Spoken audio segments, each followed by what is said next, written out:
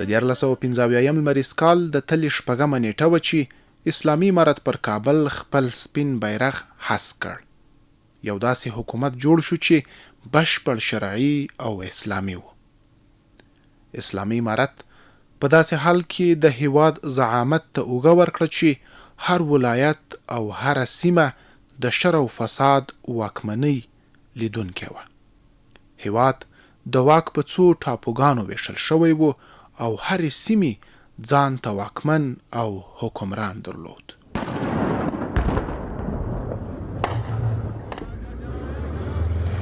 د همدغو ګډوډیو له منځه وړلو او یو پیاوړي مرکزي نظام جوړولو لپاره اسلامي امارت پراخې هڅې پیل کړې وې. د اسلامي امارت مسؤلینو او جنرال ملک ترمنځ د یو پوهاوي پایله کې جنرال ملک ژمن شو چې د اسلامي امارت له ځواکونو سره به یو ځای کیږي، په شمالي ولایتونو کې به د نورو سیمو فتح کولو لپاره هڅې کوي.